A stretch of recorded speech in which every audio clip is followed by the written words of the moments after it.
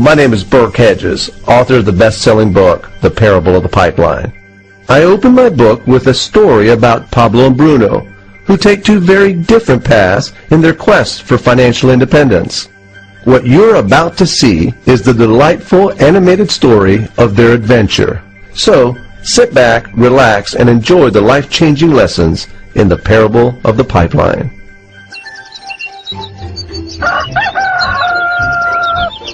Far away, in a small village, near a beautiful valley, lived two friends, Pablo and Bruno. They were both young and dreamed of a better life for themselves. They'd often discussed their dreams about how they would become the most successful men in the village. They weren't afraid of hard work, and they searched for opportunities to help realize their goals and achieve their dreams. One day, an opportunity presented itself.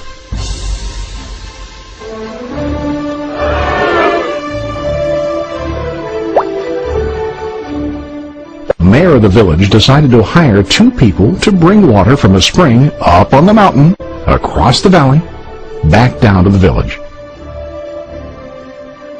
They were to be paid based on the amount of water delivered to the village.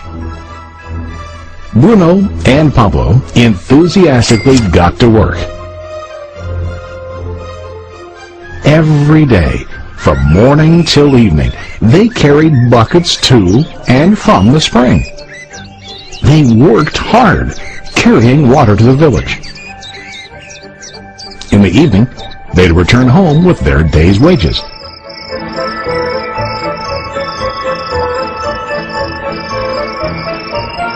Bruno was satisfied with his work and the money he earned. He was sure that with this work he could achieve his dreams. Bruno thought that to increase his wages he could use bigger buckets to bring more water each trip. He believed with a larger income he would soon be able to buy a cow and the house that he dreamed about.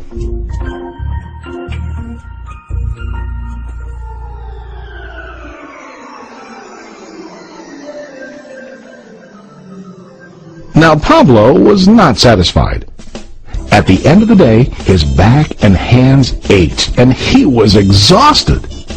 He was looking for an easier way to earn more.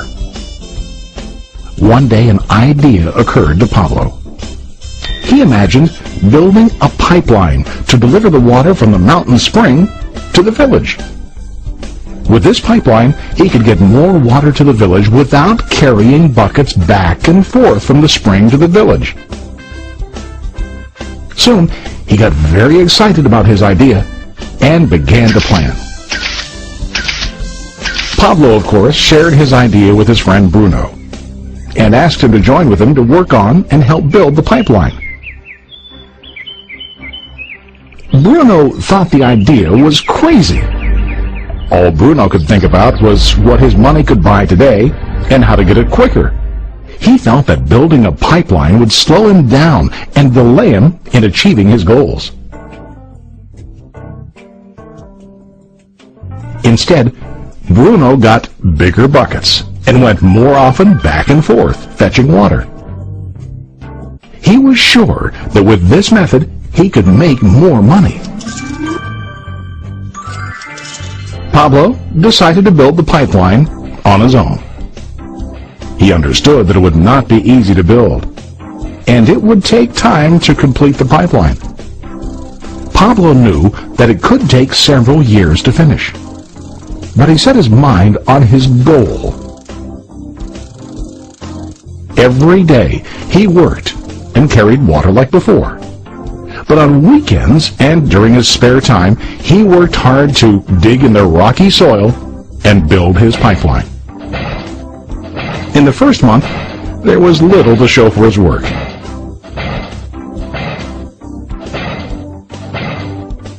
Bruno and the villagers laughed and teased him. They called him Pablo the Pipeline Man. During this time, Bruno's income doubled.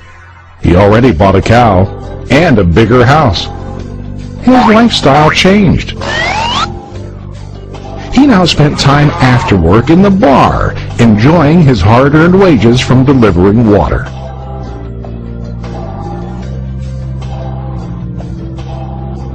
What Bruno didn't realize was that his body was starting to stoop from carrying heavy buckets every day.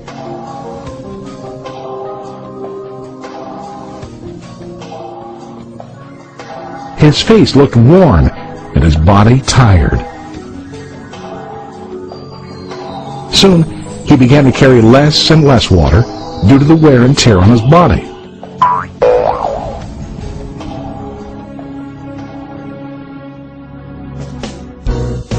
Month after month, Pablo worked. Soon a year passed, and then a second year.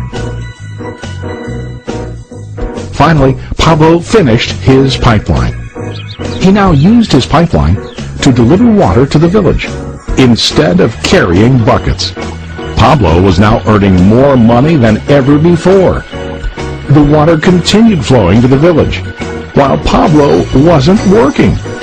While he slept and ate, the water flowed. Pablo was happy and proud of his insight, persistence, and hard work. Now his income flowed as long as the water flowed through his pipeline.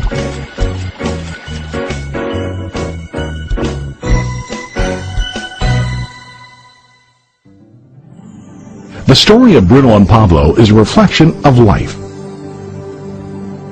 Their jobs symbolize what most people do to earn money. Bruno gets his money using buckets. He goes back and forth, carrying his buckets from the spring to the village in exchange for money. To increase his income, he either has to go more frequently to the spring or to use larger buckets. It's common in real life to increase our income by working harder. For example, working overtime or getting a second job. We also increase the size of our buckets by accepting a higher paying position, which often includes spending more time on the job. Most of us exchange time for money like Bruno. We know that every person has only 24 hours in the day and that it's not possible to use all our time to work. The most difficult time comes when we can no longer exchange time for money due to age, health, or other reasons. Then, our income stops. Now let's review what Pablo did. Very wisely, Pablo did not exchange all of his time for limited income, but he used some of his time to build a pipeline. He knew that the pipeline would bring ongoing income as long as the water flowed. An ongoing income that multiplied the time he worked each day. Pablo knew that someday, maybe because of age or health, he would no longer be able to exchange his available time for money. Pablo knew that if he could make his idea of a pipeline work, then he only has to do the hard work of building the pipeline. After the pipeline was completed, Pablo was able to monitor and maintain the flow of water to ensure that his income will continue. Pablo has shown us that to earn an income, we don't always have to directly exchange time for money. There really are better ways. How about you? Are you still like Bruno, who directly exchanges time for money? Or do you want to be like Pablo, building and maintaining a pipeline for ongoing income? If you are interested in the idea of building your own pipeline, contact the person who lent you this presentation. You can start building your pipeline today.